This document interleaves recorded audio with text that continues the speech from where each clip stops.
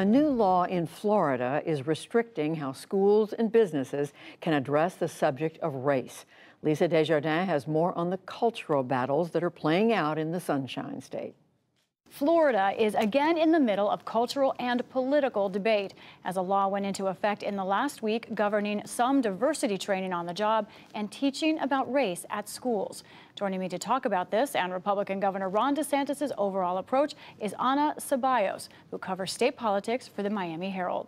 First, to help out our viewers, let me cover what this law does. This law is called the Stop Woke Act, and it essentially codifies a ban on teaching critical race theory, including the concept of white privilege in K-12 schools. It would block businesses from requiring some kinds of diversity and inclusion training, and it would enforce all of that using lawsuits or penalties up to $10,000. Ana, what is the practical effect here? What does each side say this law will actually do? So the practical effect has yet to be seen because we have just seen this law go into effect July 1st. But we are seeing a lot of concern, really, about how it's going to be enforced because this law is giving a lot of power back to parents in regards to the provisions that apply to schools. So if a parent feels that their child has been instructed to feel anguish or discomfort about a conversation related to their race or national origin in the context of what someone else did in the past, that could potentially trigger lawsuits and impact change throughout the school district. So it sounds like educators don't know what the parameters are. Is that right? That's right. I mean, the law is, the law is a law, and you can read the specific language that was approved by lawmakers and signed by DeSantis.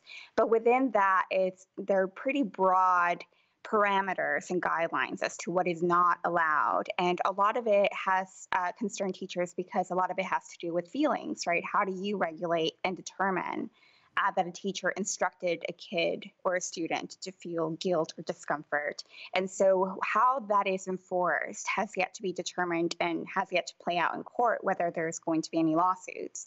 And so that is currently what teachers are eyeing in terms of what could potentially be in store for them. Of course, Governor DeSantis has been saying that he's responding to other concerns from parents, and this is part of a series of proposals that he's laid out about what kids should know or access, including transgender care and the gay community, restrictions that he has thought should be put in place. What are the politics of all this, and what exactly do voters in Florida think of what he's doing?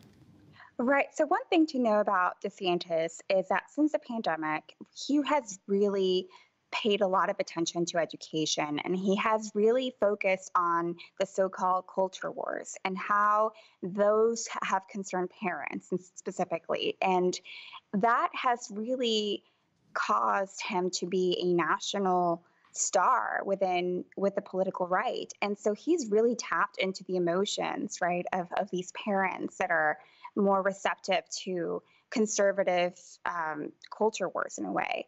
And so what we're hearing is that he is remaining steadfast in maintaining a approach of being the main fighter against quote unquote woke culture in whether it's higher ed or K through 12. And, we're seeing a lot of that through some of the measures that he's backing and some of the noise that he's making in press conferences and how he's advocating and really causing a wave at the national level because he's becoming such a prominent figure in Republican politics that a lot of people are following his lead. And you have to remember that for DeSantis, he's a very strategic governor and he's ambitious. And so I know that he's listening to the base in terms of what he's trying to embrace. And a lot of what we're seeing right now is, I think, that. In our last 30 seconds or so, do you have a sense of what voters think of this law and what he's doing?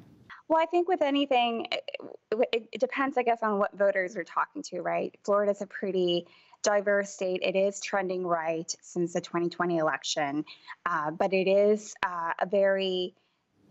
when it comes to divisive concepts, specifically in education, a lot of it has to do with parents who might be single issue voters because they care so much about what their children are experiencing firsthand. And so it just depends on specific issues. Fascinating reporting.